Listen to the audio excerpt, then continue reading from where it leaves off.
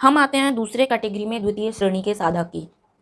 इनकी सत्यनिष्ठा 80% मैंने लिखी हुई है। ऐसा नहीं है कि ये, इसका मतलब ये नहीं है कि ये 20% बेईमान हो गए, नहीं ऐसा नहीं है, ठीक है। सत्यनिष्ठा 80% मैंने क्यों लिखा है मैं अभी आपको आगे बताऊंगी, इनके गुण को भी मैं बताऊंगी, और इनके जो गुरु होते हैं वो शरीरधारी गुरु होते हैं, ठीक है। इसके पहले मैं आपको इतना बता देती हूँ। देखिए, दूसरे प्रकार के जो दूसरी श्रेणी के जो साधक होते हैं ना, उनके लिए शरीरधारी गुरु की आवश्यकता होती है, क्योंकि हर चीज वो अपने मन से नहीं समझ सकते, इशारों से नहीं समझ सकते। जैसा कि मैंने पहले कोटि के साधक के बारे में बताया था, आप उसका कंपैरिजन करके चलिए अपने माइंड में, ठीक है। तो हर चीज इशारों में समझना इनके लिए पॉसिबल नहीं होता, हर चीज परिस्थितियों से खोज के निकालना उत्तर इनके लिए पॉसिबल नहीं होता। तो वो पॉसिबल नहीं है, इसलिए मैंने 80% सत्यनिष्ठा लिखा है यहाँ पे।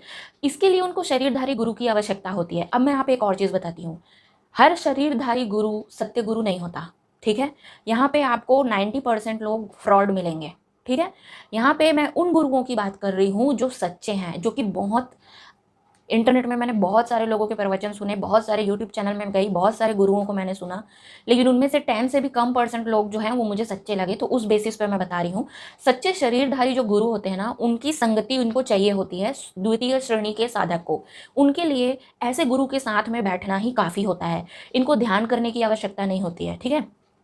इनके लिए ऐसे गुरु के सामने बैठना, अपने जीवन से संबंधित प्रश्नों को पूछना, उनको तुरंत आंसर की जरूरत पड़ती है। कोई ऐसा व्यक्ति जिससे मैं बात कर सकूं, जो मुझे बताए, रिप्लाई करे कि जो मेरे मन में ये उधेड़ बुन चल रहा है, इसका उत्तर क्या है, ये क्यों चल रहा है, मैं ऐसा करता हूं तो क्यों कर रहा हूं। क्योंकि वो अपने आप से उस प्रश्न के उत्तर तक पहुंच नहीं पाते हैं खुद से, इसके लिए उनको हेल्प की जरूरत होती है। तो उनके लिए वो शरीरधारी गुरु जरूरत पड़ता है, ठीक है, शरीरधारी गुरु की जरूरत पड़ती है।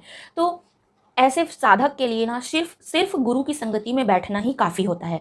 वो सामने बैठेंगे, वो पूछेंगे प्रश्न, गुरु से उत्तर पाएंगे, वो आत्म मंथन करेंगे, आत्म विश्लेषण करेंगे, वो क्वेश्चन आंसर अपने गुरु के सामने बैठ के करते जाएंगे, और इसी से ही उनको ज्ञान की प्राप्ति होते जाती है, इसी से ही उनको अपने बंधनों का पता चलते जाता है, सिर्फ इसी बातचीत और प्रश्न उत्तर से। क्योंकि उस साधक में 80% सत्यनिष्ठा है, इसलिए उस सत्यनिष्ठा के दम पर वो स्वयं खोज करता है अपने अंदर कि अगर मेरे गुरु ने ऐसा बोला है तो क्या ये सच है, मुझे खुद जानना चाहिए। क्या सच में जो गुरु बोल रहे हैं वैसा मैं सोचता हूँ, क्या वैसा मैं कर रहा हूँ, क्या सच में मेरे मन की वृत्ति वैसी ही है। ऐसा वो साधक सोचता है, उसमें ईमानदारी है, उसमें सत्यनिष्ठा है।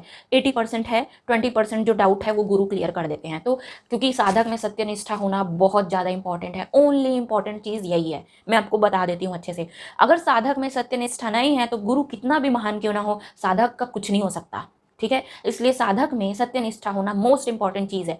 आपको मैं एक और चीज़ बताती हूँ, अगर आप किसी सच्चे गुरु के संपर्क में आ भी गए, और अगर आप उनकी बातों को सुन रहे हो, अगर आप उनकी बातों को समझ रहे हो, तो सोचिए, ऐसे ऐसे गुरु को सुनने वाले लोग ना लाखों में होते हैं, लेकिन बहुत कम लोग होते हैं जो उसे अपनाते हैं, जो उसे अपने जीवन में उतारते हैं, जो आत्म मंथन करते हैं, आत्म विश्लेषण करते हैं, ठीक है।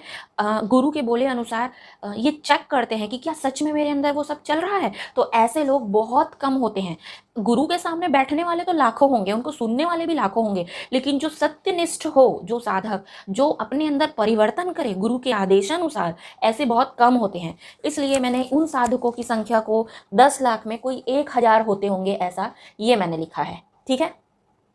कोई ऐसे होते होंगे जो 1000 होते होंगे, इसलिए मैंने यहाँ पे लिख दिया, ठीक है। यहाँ पे मैंने द्वितीय श्रेणी के साधक में यहाँ पे ऐसा लिख दिया। देखिए, मैं फिर से बता रही हूँ, ये नंबर जो है ना, ये परमानेंट नंबर नहीं है, फिक्स्ड नंबर नहीं है।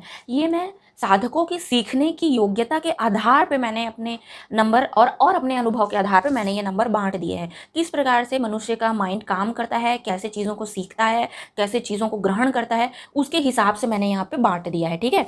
अब यहाँ पे द्वितीय श्रेणी के ये हो गया, ठीक है। इनके जो गुरु हैं ये शरीरधारी गुरु होंगे, क्योंकि इनको कॉन्स्टेंटली आंसर चाहिए, सामने वाले व्यक्ति से पूछने की ज़रूरत पड़ती है, सुनने की ज़रूरत पड़ती है, जो मेरे जैसा हो, जो मुझे बताए कि मेरे मन में क्या चल रहा है, ऐसी ज़रूरत होती है। उसके आधार पर ये मैंने द्वितीय श्रेणी के साधकों को लिखा है, ठीक है। ये हो गया। अब हम आते हैं तृतीय श्रेणी के साधक में, ठीक है। इसमें 50% मैंने सत्यनिष्ठा लिखी है, आगे मैं आपको एक्सप्लेन करूंगी, इनके गुणों के बारे में भी एक्सप्लेन करूंगी। इनके भी गुरु शरीरधारी होते हैं। और सॉरी, मैं आपको एक चीज़ बताना भूल गई। द्वितीय श्रेणी के साधक होते हैं ना, ये भी कोई भी साधना कर सकते हैं, ठीक है। ये चाहे तो शास्त्रों को पढ़ सकते हैं, ज्ञान योग कर सकते हैं, भक्ति योग भी कर सकते हैं, ध्यान योग भी कर सकते हैं, पर हाँ, इन सब चीज़ के लिए शरीरधारी गुरु चाहिए होंगे इनके लिए, ठीक है।